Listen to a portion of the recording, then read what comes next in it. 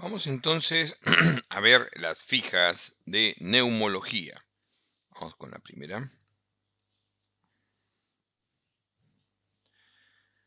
El análisis básico para el diagnóstico de insuficiencia respiratoria, ¿cuál es? Definitivamente hacemos el análisis de gases arteriales, ¿no es cierto?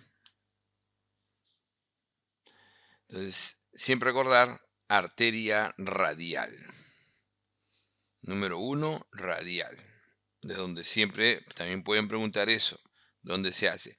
Los componentes fundamentales de la evaluación respiratoria en un AGA son el PO2, la presión parcial de oxígeno, de CO2, el pH, y siempre hay que hacer la relación con el FiO2. Ojo que la saturación es algo adicional y puede venir tanto en el AGA como SA o cuando es periférico como SP. Tipos de insuficiencia respiratoria, recordar que la insuficiencia respiratoria fundamentalmente es hipoxémica, hipercárbica. Y estas dos que son asociados a condiciones específicas de hipoxemia, como pueden ser la posoperatoria y el paciente en shock. Características de la insuficiencia respiratoria tipo 1, entonces la presión parcial de oxígeno suele ser ¿no? de hipoxia, o sea, esto más se correlaciona con el hecho de que el tejido esté hipóxico, la presión menor de 60, ¿ok? 60. Y el CO2 usualmente menos de 45. Puede elevarse, sí, y si es que la causa de fondo, o sea, si digamos el mecanismo sigue siendo hipoxémico, sigue siendo ira tipo 1 a pesar que el CO2 se incremente. Características de la ira hipercárbica, entonces, es que sobre todo la presión de CO2 sea mayor de 45. Usualmente a partir de 50 es clínicamente importante. Y la presión parcial de oxígeno suele ser hipoxémico. Acá no es hipóxico, suele ser hipoxémico, pero podría incluso ir mucho más abajo y aún seguir siendo, si es que el mecanismo de fondo sigue siendo una ira 2, pues sigue siendo una ira 2, aún con un PO2 que pueda bajar. No lo hace mixta, ¿ok? Recuerden que las mixtas, por concepto, tienen que tener un mecanismo que generen ambas. Y generalmente las mixtas tienen que ver fundamentalmente con pacientes con insuficiencia respiratoria crónica, ¿no? Con retención crónica de CO2 que hacen hipoxemia. Ese es uno. Y el otro, los postparo cardíaco. Se define como hipoxemia, entonces, cuando la hipoxemia es el valor fundamental entre 60 y 80, ese es el que está todavía, mientras que la hipoxia, como habíamos dicho hace un momento, es menor de 60. La causa más frecuente de hipoxia definitivamente es el desbalance BQ, recordando siempre que, ¿no? Por ejemplo, en el caso de un paciente que tiene una neumonía, un gran desbalance BQ, y llega a ser una neumonía bilateral, intensa, extensa, también se puede sumar otros mecanismos, como puede ser, por ejemplo, en ese momento ya el paciente va a ser funcionalmente un chan derecha-izquierda. Sin embargo, de fondo sigue siendo primero un desbalance BQ. La gradiente alveolo arterial se refiere básicamente a la presión que se requiere para efectuar el intercambio gaseoso. Usualmente es ¿no? entre 5 y 15 y cuando es mayor de 25 se considera alto en general. La gradiente alveolo arterial anormal entonces es cuando tienes mayor de 25 en general, ya lo consideras. Como decíamos, entre 5 y 15, dependiendo de la edad, es el rango normal milímetros de mercurio. Son causas de hipercapnia central por medicamentos. Recuerden que la causa de retención de CO2 es la hipoventilación y entonces una causa de hipercapnia central por medicamentos son la toxicidad por opiáceos, muy de moda en el mundo hoy en día, con la crisis del fentanilo, la toxicidad por anestésicos, que también se usan en el abuso de drogas, y la toxicidad por benzodiazepinas, que este sí puede ser básicamente en pacientes que abusan médicamente de estas drogas. Un pH menor de 7.2, un PCO2 que se eleva por encima de 10 del basal en forma aguda, estamos hablando de por encima de 50, 60, digamos, por encima de 60, que tenga una relación PAFI, relación presión parcial de oxígeno FiO2 menor de 150, que tenga una gradiente alveolar arterial tan alta como 450, con oxígeno al 100%, que tenga una presión de oxígeno suplementario al 100% y o sea, teniendo oxígeno al 100%, sin embargo, sigue por debajo de 55 la presión de oxígeno. Miren esos valores, todos ellos son indicativos de ventilación mecánica invasiva. Entonces, el pH muy bajo, el PCO2, pero un pH obviamente asociado a acidosis respiratoria, no estamos hablando de otras causas de acidosis. Una presión de CO2 que se lee una hipercarbia aguda, severa, una gradiente alta, una presión de oxígeno que no sube más allá de 55, a pesar del oxígeno al 100%, es indicativo de ventilación mecánica. No permite el pasaje de oxígeno ni el intercambio gaseoso en neumonía, EPIT, edema agudo pulmonar y hemorragia pulmonar difusa. Eso es la alteración de la difusión de la membrana alveolo-capilar. Esta alteración de la difusión de la membrana alveolo-capilar fundamentalmente es EPIT, pero puede ocurrir en el caso, ¿no?, de una neumonía cuando es extensa y en el caso de un edema agudo pulmonar, obviamente, y una hemorragia pulmonar. En esas condiciones, la difusión no va a alcanzar, va a ser mucho más gruesa la pared para poder pasar, hacer el pasaje, el intercambio. Agudamente, probablemente en agudamente no, pero la prueba fundamental para demostrar una difusión disminuida será DLCO, la prueba de DLCO. El CHAN pulmonar, producto de contusiones, hemorragias, colapso por CHAN intracardíaco, o sea, lo real, CIA, CIB o, por ejemplo, persistencia de ductos, esos son los CHAN derecha-izquierda. Como decíamos, los CHAN derecha-izquierda reales son estos, ¿no? Son las hemorragias, la contusión, el colapso. Pero se puede dar un CHAN derecha-izquierda funcional cuando un paciente tiene una lesión extensa, pulmonar, por ejemplo, el distrés respiratorio agudo, por ejemplo, la neumonía severa, el edema agudo pulmonar, pueden generar también CHAN derecha-izquierda funcionalmente. Causa de hipercapnia de tipo neuromuscular. Entonces, cuando no funciona, si en un momento hablábamos que la hipoventilación podía ser central, en este caso la hipoventilación es porque no responde el sistema neuromuscular para hacer una ventilación profunda. ¿Y qué enfermedades serán esas? Pues obviamente crónicamente vamos a tener la esclerosis lateral amiotrófica, la miastenia gravis, la cifoescoliosis, esta de acá, básicamente como un problema más mecánico, ¿no es cierto? Hipoxemia leve, ¿no? Leve, saturación mayor de 90 y un PAFI mayor de 300, pero es hipoxemia leve, entonces el oxígeno que se le da es de bajo flujo, de bajo flujo. No olvidar que el oxígeno de bajo flujo es menor de 4 litros en general y que el mecanismo para dar un bajo flujo fundamentalmente es la cánula binasal, la cual puede ser muy variable realmente en el flujo que da, en el aporte de oxígeno. Y se da sobre todo a esos pacientes hipoxémicos leves con saturaciones que están muchas veces entre 90 y 94%, que es cuando uno trata de dar oxígeno usualmente. Y el PAFI está por encima de 300. Pero si yo tengo un paciente que su saturación va por debajo del 90%, en serio, o sea, bien tomado, ¿no? O sea, cuando te ponen una pregunta no puedes dudarlo, ¿no? PAFI menor o igual a 300, ese requiere oxígeno de alto flujo. Y ese oxígeno de alto flujo que teóricamente es mayor de 4 litros en el flujo, pues puede ser 10, puede ser 15. Se suele utilizar sobre todo la máscara reservorio, es lo más clásico, lo que más tienen a la mano, ¿no? Puede usar la cánula de alto flujo y la ventilación no invasiva también es útil para lo que es el oxígeno de alto flujo. El objetivo de la oxigenoterapia, un paciente que tiene una hipercarbia, o sea, que tiene una presión de CO2 mayor de 45, incluso algunos textos te dicen mayor de 50, ese objetivo va a ir básicamente a un objetivo de saturación entre 88 y 92. Entonces, tu saturación va a ser entre 88 y 92. No puedes darle mucho aporte de oxígeno porque puedes generar disminución o abolición del impulso ventilatorio.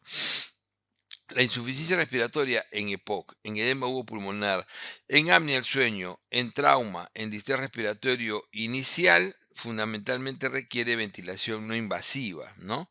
Ahora, en distrés respiratorio inicial es raro, generalmente los pacientes no se, pero es una opción siempre si es que todavía tienes valores de PAFI entre 200 y 300.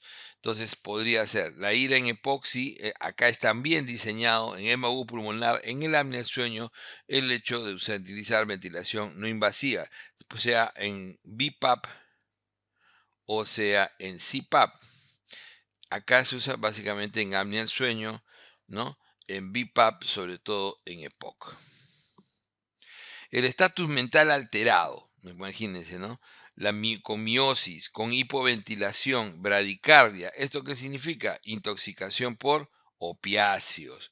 Estos pacientes pueden requerir apoyo ventilatorio. En la altura, la respuesta del medio interno es fundamentalmente, si tienes hipoxemia, vas a hiperventilar y eso te va a generar alcalosis respiratoria. Siempre recuerden eso en mal de altura. La alcalosis respiratoria es al 100% de las personas que van a la altura. Es una complicación cardiovascular de la altura, entonces eso es diferente. Es el edema agudo pulmonar de altura que no tiene que ver con el mal de montaña agudo. Esto es básicamente una complicación cardiovascular, cardiopulmonar en realidad.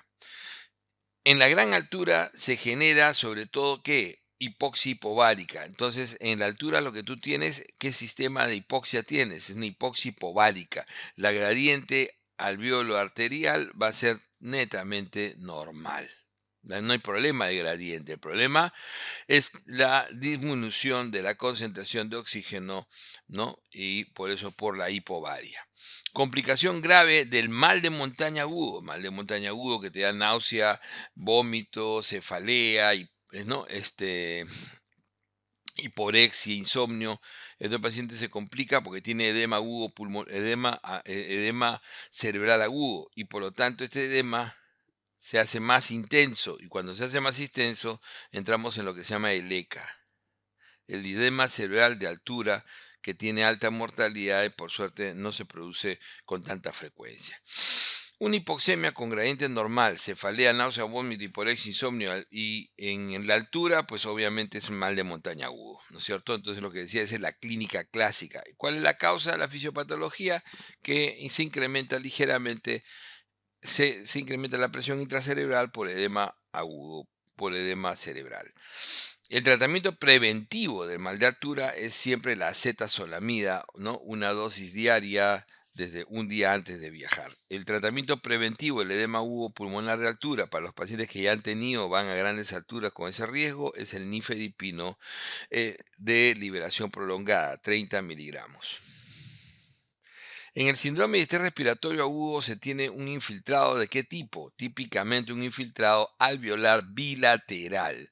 Los criterios de inclusión del distrés respiratorio agudo son fundamentalmente el evento tiene que ser agudo, generalmente 72 horas, máximo 7 días. El PAFI debe ser, ¿no? O sea, lo que se llama la resistencia oxigenatoria tiene que ser menor de 300 y los infiltrados bilaterales, demostrados básicamente en la radiografía. Hoy en día se puede demostrar también por la ecografía o la tomografía. Es criterio de exclusión. El criterio de exclusión siempre va a ser el compromiso cardíaco. Se ha demostrado por ProBNP, se ha demostrado por ecocardio o por la presión en cuña elevada. El criterio de exclusión se mide entonces, habíamos dicho, por la presión de capilar menor de 18 o el ProBNP normal, ¿no? Entonces una presión de capilar no es menor, no, mayor de 18. Menor es básicamente cuando tienes, entonces el criterio de exclusión se mide así, ¿no? Si tienes una presión capilar pulmonar alta o tienes un ProBNP alto, eso te excluye. Dicho de otra manera, ¿qué tiene que tener tu paciente? Ahí sí, tu paciente lo que tiene que tener para que pueda hacer un distrés respiratorio, ahí sí va a ser que tu paciente requiere una presión de capilar menor de 18 y un ProBNP normal. La imagen, ¿no? La imagen que uno ve en un distrés respiratorio bilateral es un edema agudo pulmonar de tipo no cardiogénico, sea por radiografía o ecografía, como habíamos dicho. Hoy en día así está definido. La causa general más frecuente de distrés siempre es sepsis. ¿Por qué? Porque puede ser sepsis de causa pulmonar y de causa no pulmonar. Al sumar ambos, obviamente de lejos sepsis es la causa. Porque hay causas directas. ¿Cuál es la causa más frecuente directa? Pues será la neumonía o la sepsis ¿no? de foco neumónico. Mientras que puede ser, dice, leve, moderado y severo. ¿Cómo va a ser el distrés respiratorio? Pues obviamente leve de 201 a 300, moderado de 101 a 200 y severo menor o igual a 100. Esto respecto al PAFI. Esto respecto obviamente al PAFI, ¿no es cierto? El síndrome de estrés respiratorio agudo se compromete la compliance. ¿Por qué se compromete la compliance? Y por eso necesitas un PIB alto, porque tienes una disminución de producción del tensoactivo, el surfactante, por compromiso del neumocito tipo 2. La menor compliance entonces y tensoactivo, ¿qué va a requerir? Va a requerir un PIB alto para que no colapse los ¿no? sacos y los alvéolos. Entonces, para evitar ese colapso necesitas un PIB alto. La clínica del distrés respiratorio agudo es disnea, taquimnia y cianosis. Esa es la clínica clásica. El distrés respiratorio es un paciente con cianosis, con severa taquimnia y disnea. La fase inicial del distrés respiratorio se llama fase exudativa y es necrótica y está inmunomediada fundamentalmente por factor de necrosis tumoral, interleuquina 1, 6 y 8, ¿no? Como se ve en el esquema clásico. El tratamiento básico del distrés respiratorio va a ser siempre el uso de la ventilación mecánica. Se puede utilizar a veces corticoides en algunos pacientes, ¿no? Tiene indicaciones muy específicas, pero en general es ventilación mecánica. Complicación temprana del distrés respiratorio siempre va a ser la atelectasia. ¿Por qué? Colapsa por la caída de la compliance que habíamos mencionado.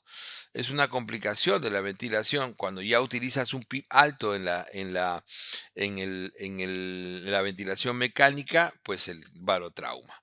Hay que evitar que el PIB pase de 15, hay que evitar que la presión plató sea mayor de 30. Entonces, esto hay que evitar. Si es mayor de 30 y que el PIB sea mayor de 15, esos son los que van a producir sobre todo barotrauma. En la fase exudativa de la célula más comprometida es básicamente el neumocito 2, ¿no? Ese es el que se compromete más en la fase exudativa. Característico de la ventilación mecánica en distrés respiratorio es el hecho de que tengas una ventilación mecánica de tipo prono y sobre todo con ¿no? Bajo volumen, un volumen generalmente entre 4 a 6, ¿no? Con PIB alto y con plató bajo. Son complicaciones tardías del distrés respiratorio. Típicamente, pues, el paciente haga infecciones nosocomiales, que haya falla orgánica múltiple. La sospecha de PIT, ahora si vamos a EPIT, la sospecha de PIT se hace por la presencia de ¿qué? ¿Cuál es la clínica del EPIT clásico que te hace sospechar? La disnea de tipo progresiva y la tos seca, ¿no? Pero acuérdense que la tos seca es crónica, o sea, mayor de 3 meses, más disnea progresiva. Y obviamente puedes encontrar crépitos o crujidos en las bases. Entonces, tos seca crónica, disnea progresiva y crépitos vivasales en velcro. Entonces ese paciente que tiene sospecha de PIT, le hace su tomografía. La prueba fundamental para definir un paciente con EPIT es la tomografía de alta resolución. Ok. En el estudio EPIT primero se descartan, entonces, ¿qué vas a hacer cuando dices que es un EPIT? Lo primero que estudias, lo primero que descartas es colagenopatías, que sea secundaria a medicamentos, la radioterapia, sobre todo en nuestro medio la neumoconiosis y las neumonitis alérgicas. Y no olvidar que incluso pueden ser infecciosas. Patrones radiológicos de PIT, siempre recordar el más frecuente, el retículo nodular, el reticular y nodular, el vidrio esmerilado, que es muy característico, el panal de abeja. Son pruebas fundamentales en el estudio de PIT. No olvidar que obviamente el TACAR es el que te define y que te puede definir los cuadros y la asociación y decirte o inducirte a estudios más importantes, pero este es el que te puede, por patrones clásicos, decir, esto sí puede ser fibrosis pulmonar idiopática, por ejemplo. Y la espirometría y DLCO son las pruebas funcionales. La DLCO es de muy alta sospecha, pero no te puede decir qué tipo es. Básicamente te corrobora que es un EPIT. Quien te va a dar el diagnóstico diferencial fundamentalmente es la tomografía de alta resolución.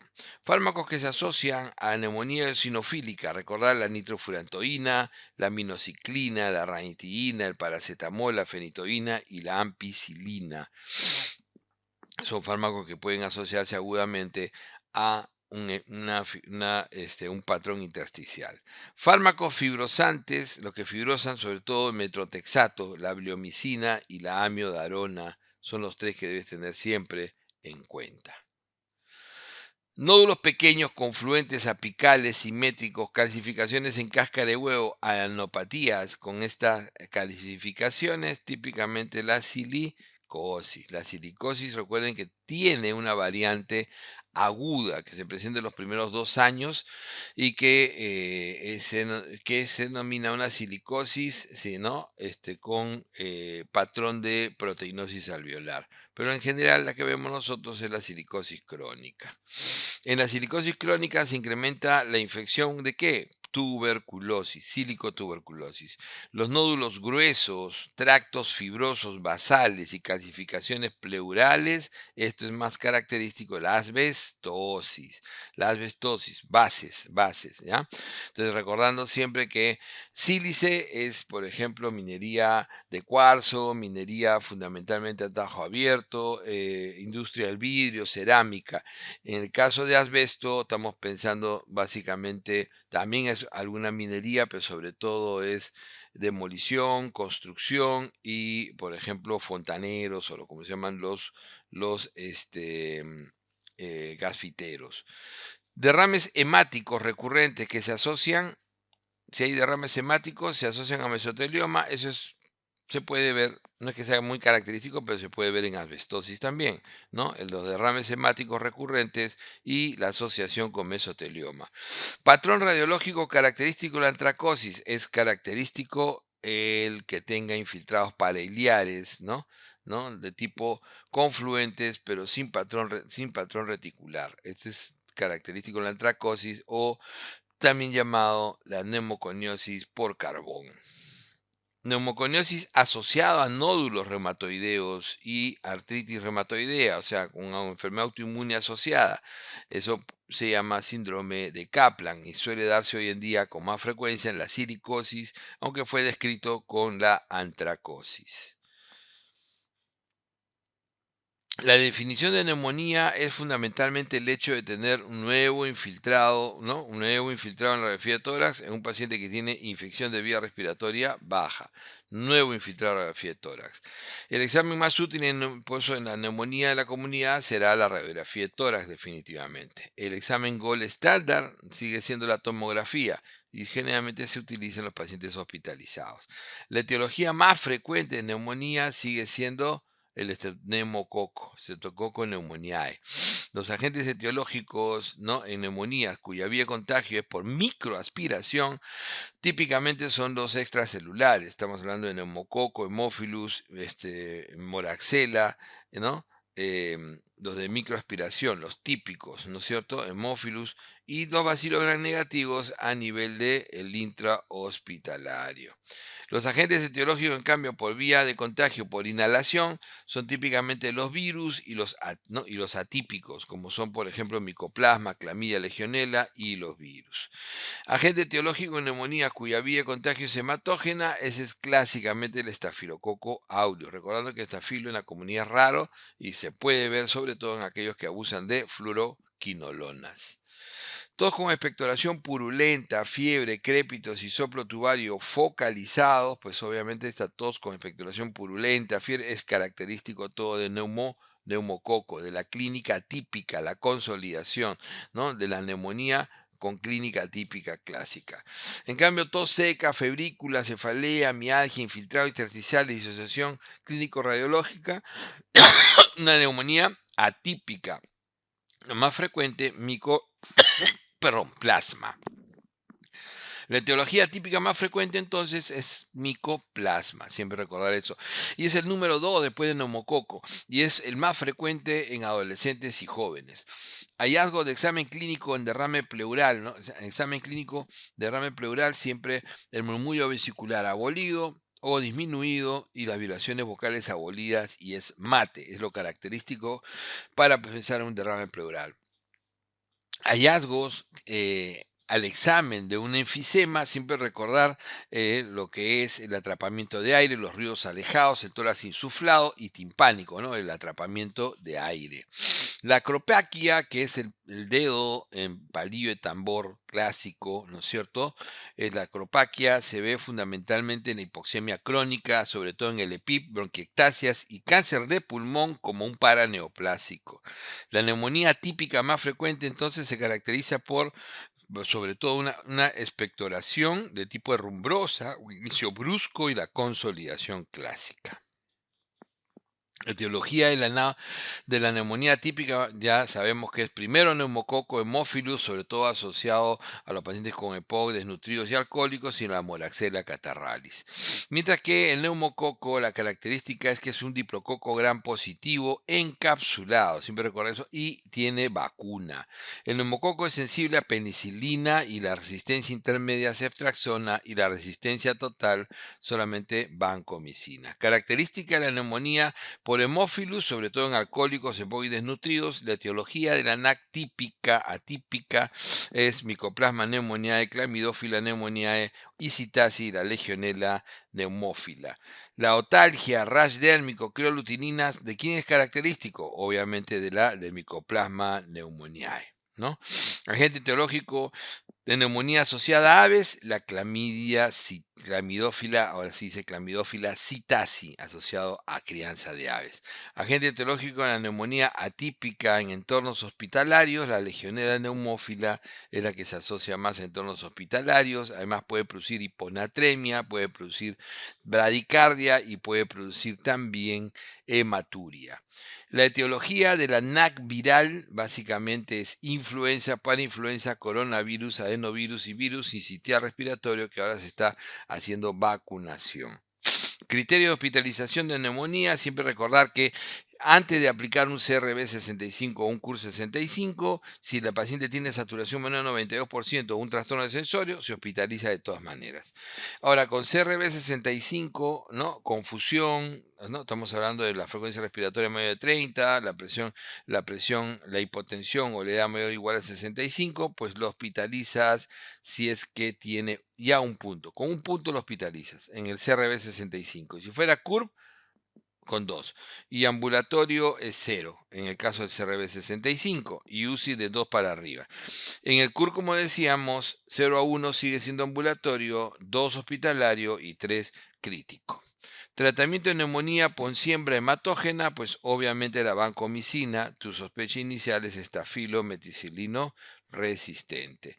El tratamiento de la naga ambulatoria sin factores de riesgo, macrólidos. Entonces, macrólidos, acitroclaritro, su alternativa es doxiciclina. Tratamiento de la naga ambulatoria con factor de riesgo y hospitalizado, esa es la combinación de beta-lactámico más macróleo. Estamos hablando de ceftriaxona, lo usual, o amoxiclavulánico, más acitromicina. La opción con fluoroquinolonas no es muy recomendado.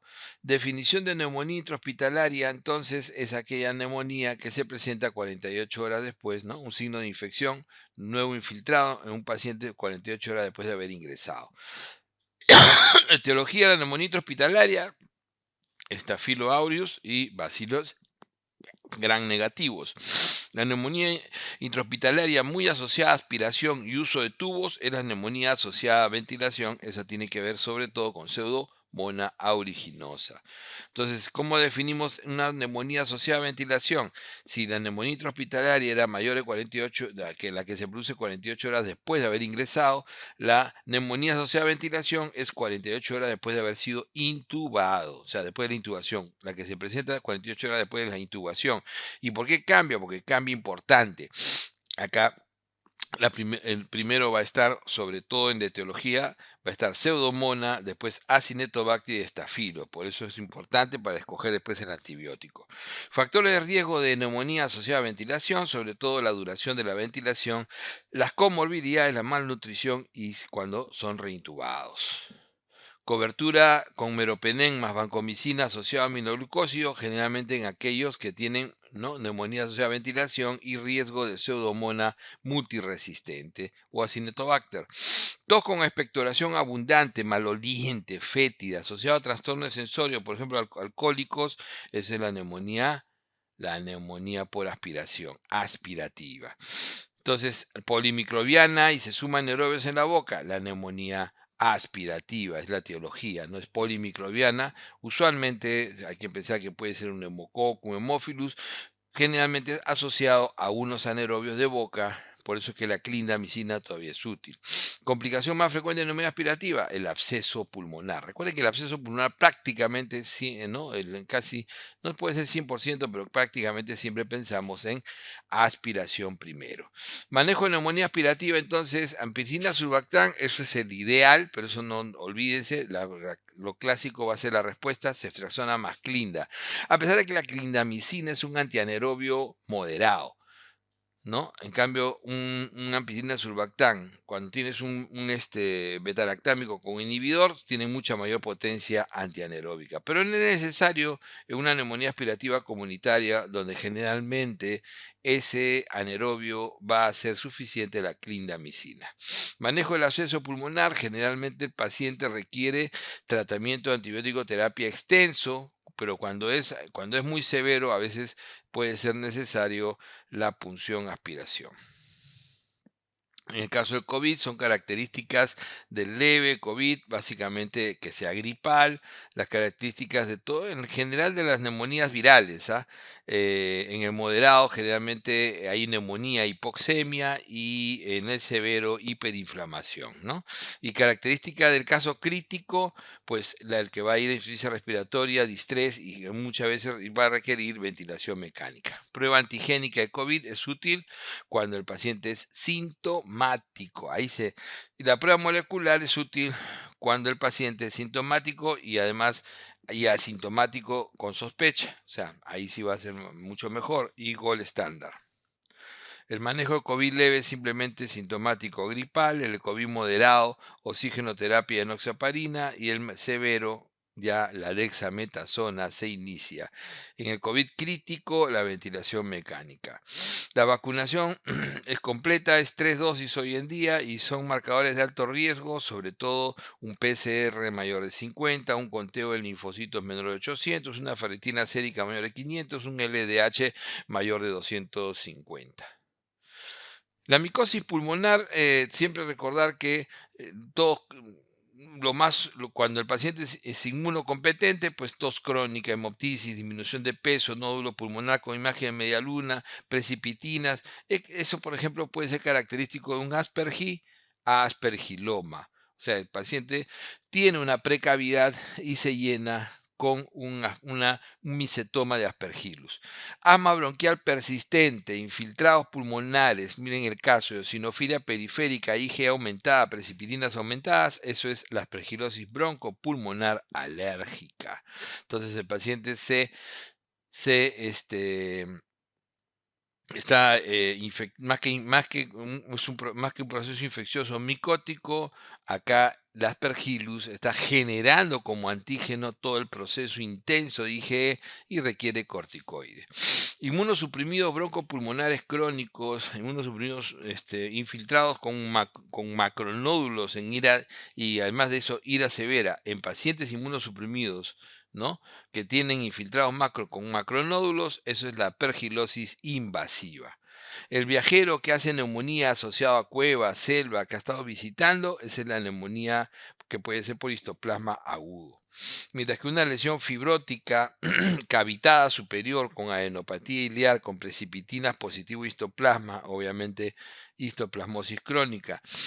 Pero ¿cuál es el diagnóstico diferencial? Tuberculosis y sarcoidosis son diferenciales para este tipo de lesión. Siempre recordar que acá, ¿no? Boriconazol, acá corticoide, después citraconazol, acá en la histoplasmosis aguda, itraconazol y acá también itraconazol en el caso de la crónica. Manejo de histoplasmosis crónica, itraconazol. De invasiva, lo habíamos dicho, es asociado a VIH y típicamente se usa anfotericin. La histoplasmosis invasiva es típico, solamente se ve con pacientes con VIH. Tos, hemoptisis, baja de peso con imagen de micetoma en caverna de tratamiento es quirúrgico. O sea, en el caso del aspergiloma siempre es quirúrgico. En la aspergilosis invasiva es voriconazol la elección hoy en día. La alternativa, anfotericin. VIH en fase de SIDA con neumonía intersticial severa tratada con cotrimoxazol, eso es, ¿no?, una neumocistis o una neumocistosis, como se dice hoy en día, que es una neumonía por neumocistis girovesi. En el caso de las bronquiectasias es una tos crónica supurativa, ¿no es cierto? O sea, un paciente no fumador y post-secuela de TB u otra infección. Y esas son las típicas bronquiectasias. El diagnóstico de bronquiectasia se hace fundamentalmente por una tomografía de alta resolución. El manejo de las bronquiectasias es con el drenaje postural y sacando el moco todos los días. Las complicaciones de bronquiectasia, sobre todo infecciones, hemoptisis y el cor pulmonar en las difusas. La complicación infecciosa de bronquiectasia por pseudomonas se va a tratar con levofloxacina en el caso de exacerbación y piptas en el caso de infección severa. En tuberculosis, el sintomático respiratorio y 2 BK positivos, siempre recordar que hoy en día ese paciente que recibe esquema 1, hoy en día estos 2 BK positivos pueden reemplazarse por una prueba diagnóstica rápida de tipo molecular. La resistencia isoniazid rifampicina se llama multidrogo resistente. El MDR-IRR más resistencia a una fluoroquinolona, ya no con inyectables, solamente a una fluoroquinolona, ese es el extensamente resistente, el preextensamente resistente. Solamente requiere una fluoroquinolona.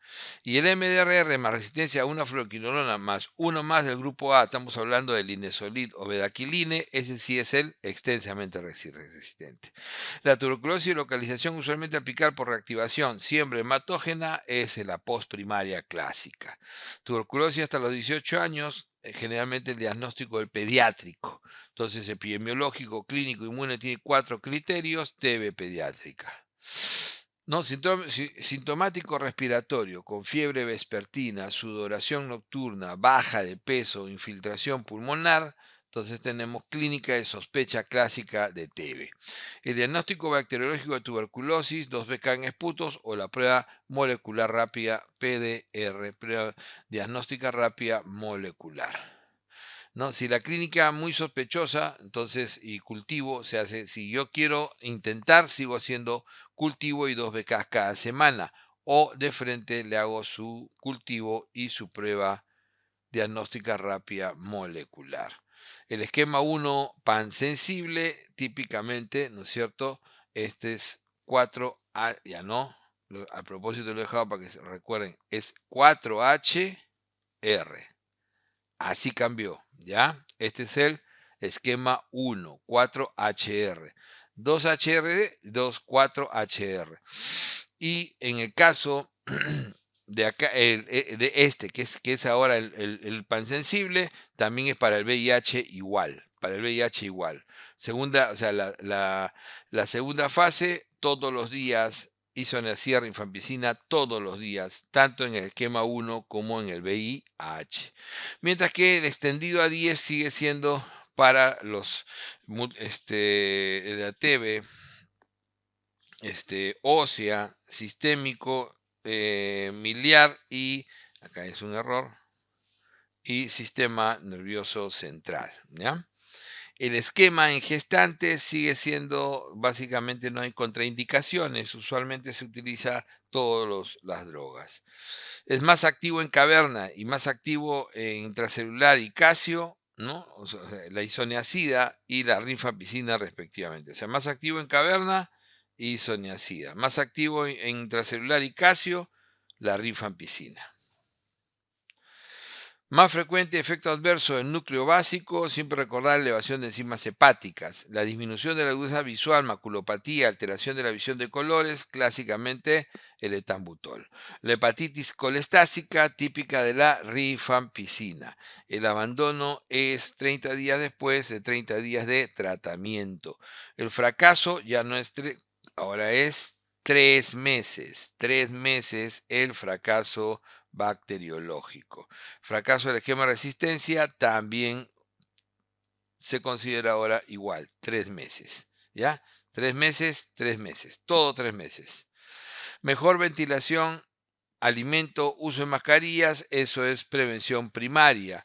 Todo contacto con bacilífero que es asintomático y con radiografía de tórax puede ser normal, puede ser que tuberculosis latente. Entonces, todo contacto con bacilífero que es asintomático puede ser una tuberculosis latente.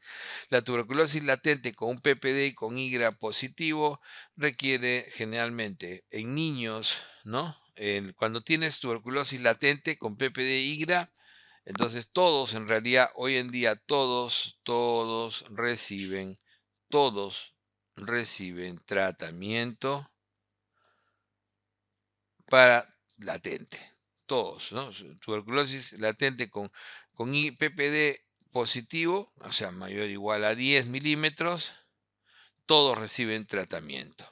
TB latente que no necesita PPD, en realidad ya no se requiere básicamente esto en el caso de baja sospecha. Pero en realidad menores de 5 años y VIH nunca han necesitado, hoy en día ninguno que tenga contacto con bacilífero positivo, ¿no? Contacto con lo que se llamaba antes BK positivos o con confirmación bacteriológica requieren ya ni PPD ni IGRA. ¿Okay? Esto se suele utilizar para aquellos básicamente que no tienen confirmación, no confirmación bacteriológica, nada más, ¿ya? Entonces, si no, ya no es necesario. Isoniazid rifampicina por 3 meses es en los mayores de 2 años, básicamente. Y es lo que más se utiliza hoy en día, porque es en mayores de 2 años. Es más fácil también de conseguir la rifampicina. En cambio, la rifapentina, que es P, ¿ok? Isoniazida, o sea, este es HP, isoniazida rifapentina, una vez por semana por 12 semanas, ¿ok? Entonces, TB latente mayor de 2 años. Generalmente, en el isoniazida rifapentina es en mayores de 2 años. Entonces, isoniazida rifampicina en menores de 2 años y este en mayores de 2 años. Ojo que si no puedo utilizar rifapentina, voy a utilizar en la alternativa, la isoniazida rifampicina por 3 meses. Hepatitis medicamentosa, neuropatía periférica, interferencia con piroxina, RAN a isoniazida clásico.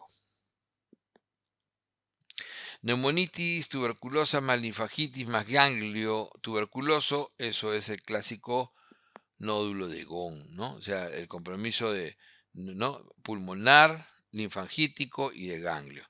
Mayor riesgo de resistencia, siempre recordar los VIH, comorbilidades, contacto con fallecido, abandono y fracasos. Hepatitis, poliartritis, hiperuricemia, fiebre, obviamente ese es RAN A, piracinamida. VIH, todos estos de acá son básicamente los que tienen mayor riesgo, las comorbilidades que pueden, solamente por el hecho de tener una comorbilidad, pueden requerir tratamiento para tuberculosis latente. Útil en diagnóstico inicial, que reemplaza el BK en esputo, habíamos dicho la prueba molecular rápida, que se llama, ahora se le pone prueba diagnóstica rápida molecular, así, PDRM. La prueba de ensayo en sonda, esta es básicamente la que se hace hoy en día para ver sensibilidad temprana, ¿ok? A isoniazida, rifampicina, la prueba de ensayo en sonda de línea. Contraindicado en gestación, toxicidad vestibular y renal, básicamente los la estreptomicina. Tampoco se utiliza en gestantes, ¿no? ¿Cuál es la P? La rifapentina, porque todavía no hay estudios que demuestren su perfil de seguridad. Tuberculosis extrapulmonar más frecuente, pues obviamente la pleural. La triada de Colombino, típico de la genitourinaria, ¿no es cierto? La genitourinaria. ¿Qué cosa es esa triada? Orinácea, piuria y orina séptica. Paciente con dolor abdominal, diarrea, citis, hepatoesplenomegalia y fiebre, esa es tuberculosis abdominal, también llamado por algunos enteroperitoneal. Patrón obstructivo en espirometría, claro que sí, es el BEFS1 capacidad vital forzada menor de 0.7. La prueba de elección para evaluar la obstrucción va a ser básicamente la test de reversibilidad o con broncodilatador, ¿no es cierto? Entonces ahí si es reversible es asma y si no es reversible debe ser EPOC. La prueba de elección para evaluar hiperreactividad bronquial, hiperreactividad es cuando no has tenido es ningún valor para decir que es obstrucción. Entonces, quieres evaluar solamente si es hiperreactivo porque no has demostrado obstrucción, eso se usa el test de provocación. Metacolina o con histamina. La triada clínica del asma es reversible, hipersensible y variable. Es una enfermedad de este tipo. Síntomas de sospecha de asma, tos nocturna, opresión, sibilantes recurrentes y dificultad respiratoria. Hipersensibilidad tipo 1, IgE, ¿no? Estimula el mastocito y degranula inflamando, ese es el fenotipo hipersensible, o el AMA también llamado extrínseca, o fenotipo hipersensible. La triada fisiopatológica clásica, edema de mucosa, hipersecreción bronquial, broncoespasmo. Hallazgo de espirometría en asma, básicamente el BEFS1 disminuido, menor de 80, y BEFS1 con capacidad vital forzada, menor de 0,7, lo que demuestra obstrucción. Clásico. Valores del BEFS1 en el asma intermitente y persistente leve, típicamente mayor a 80, o sea, todavía es mayor a 80 en el intermitente y persistente leve. El asma intermitente es típicamente de síntomas menor o igual a 2 días por semana y menor o igual a 2 noches por mes. En el tratamiento actual del asma intermitente es básicamente corticoides inhalados en dosis muy bajas, las más bajas, algunas veces acompañado de lava, pero generalmente por periodos cortos de 3 semanas. Característica asma persistente leve, pues es síntomas mayor a 2 días a la semana o 3 a 4 noches al mes, lo característico del asma persistente leve. El manejo del asma persistente leve ya es la combinación de corticoide inhalado a dosis baja más lava, añadiendo a veces montelukast cuando el paciente es atópico, o sea, fenotipo hipersensible.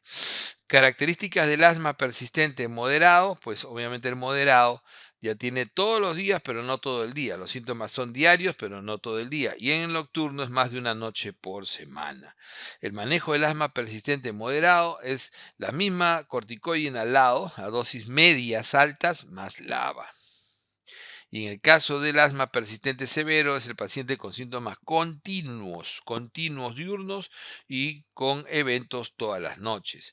El manejo del persistente severo siempre es llegar al tope máximo de la combinación corticoide inhalado más lava hasta la dosis tope y puedes añadir ayudantes como tiotropio, teofilina e incluso corticoide sistémico.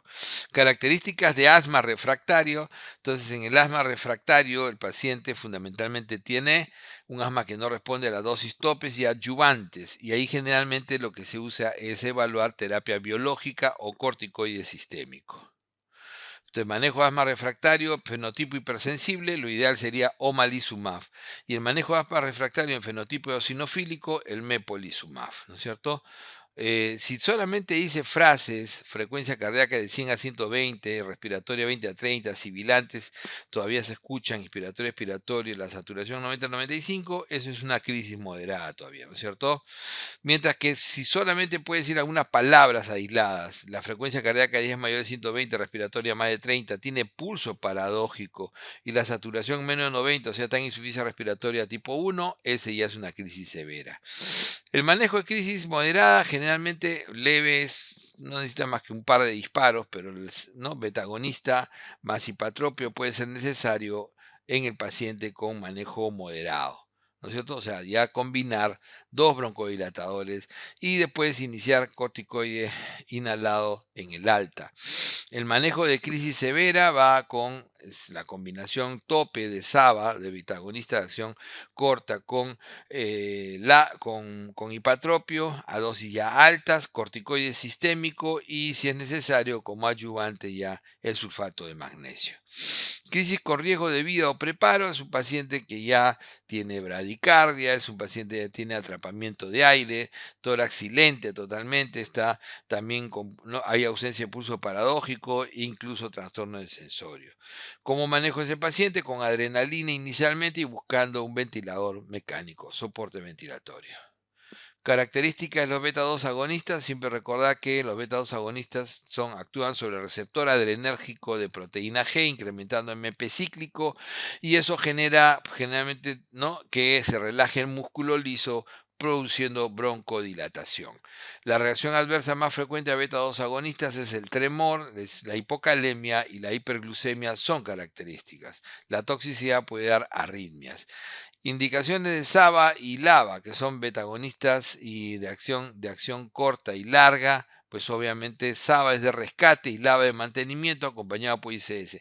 Algunos LABA pueden utilizarse incluso en crisis aguda hoy en día, sí, el formoterol. Corticoides en asma, pues obviamente la piedra angular del tratamiento, son, ¿no?, siempre inhalados y desde el inicio, la piedra angular del tratamiento. Mecanismo de acción de los antimuscarínicos, pues bloquean el receptor muscarínico de la acetilcolina en el músculo bronquial, relajando el músculo. Mecanismo de acción de metilxantinas, pues son inhibidores de la fosfodiesterasa, incrementando el MP cíclico indirectamente. Manejo del asma asociado al ejercicio, siempre el previo al ejercicio es beta 2 agonista y al de largo plazo sería corticoide inhalado, pero SABA es el preventivo inmediato. Manejo del asma asociado a AINES, ahí sí es en Montelukast, y el tratamiento preventivo del asma siempre es el corticoide inhalado, En el EPOC la definición fundamentalmente pasa por un patrón obstructivo no reversible asociado a tabaquismo. Consumo de tabaco, fumador pasivo, exposición a polvos finos, pues factores exógenos de POC. Tratamiento de POC que mejora sobrevida, pues obviamente dejar de fumar. Característica del patrón bronquítico, pues obviamente la tos crónica en un fumador con expectoración, en pacientes pícnicos y exacerbaciones frecuentes y tractos fibrosos. Mientras que el patrón enfisematoso, que es el más raro, ese más bien tiene atrapamiento de aire, disnea crónica, sobre todo es un disneico, y hiperinsuflado y silente, un soplador y adelgazado.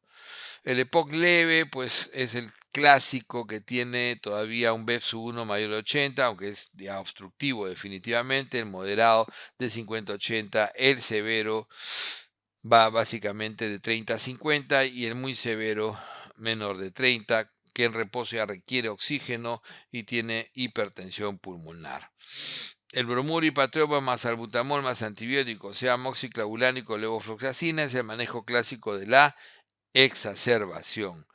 Con deficiencia alfa-1 antitripsina, pues obviamente enfisema panacinar, inicio precoz y daño hepático. Recordad que hoy en día tenemos el paciente A con EPOC, que es el que tiene muy pocos síntomas, casi nulos síntomas y una o cero exacerbaciones sin hospitalización. Ese requiere solamente o un LAMA o un LABA o un LABA. El paciente B, que es más sintomático, igual tiene 0 a 1 exacerbaciones al año y sin hospitalizaciones, pero es más sintomático, tiene un CAT mayor de 10, por ejemplo, ese paciente ya combina LAMA más LABA. Y el E, que es el paciente que tiene exacerbaciones muy incrementadas, sobre todo exacerbaciones 2 o más al año y hospitalización al menos una. Independiente sea muy sintomático o no, recibe LAMA más LABA en dosis altas y si tiene, ¿no es cierto? Y si tiene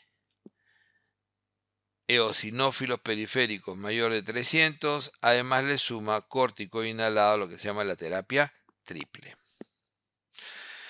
Derrame pleural, la clínica, tos seca, pleurodinea, murmullo vesicular disminuido, abolido y mate. tenemos a la clínica básicamente del derrame pleural. Los criterios de Lai para exudado, básicamente reacción proteína mayor de 0.5 y DHL mayor de 0.6, criterios clásicos del Lai. Una glucosa menor de 40 típicamente puede ser TB, puede ser empiema, o puede ser artritis reumatoide, incluso menos de 15 artritis reumatoide. Derrame pleural más frecuente, de lejos ICC. Trasudado más frecuente, de lejos ICC, le sigue cirrosis y hipoalbuminemia. Exudados más frecuentes, obviamente el exudado más frecuente es el paraneumónico, el neoplásico asociado más a adultos mayores y tuberculoso.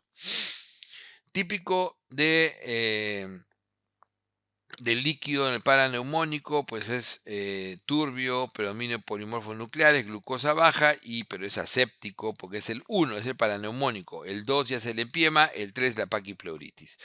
El típico del líquido, el neoplásico, es hemático, masivo, citología, es lo que se suele dar el posible diagnóstico, el Papa Nicolau y el Block-Cell.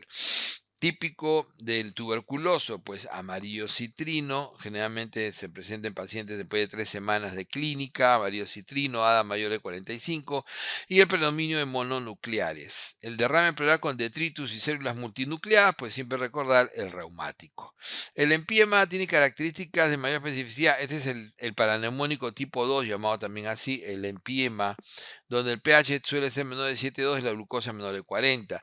La causa más frecuente de empiema está asociada a estafilo en el intrahospitalario. Ojo que esa es la causa, lo que generó, pero generalmente lo que vamos a tener adentro, o sea, el empiema, hay que enfrentar anaerobios. Entonces, en el tratamiento de empiema hay que rotar antibiótico y darle antianaerobios adicionalmente.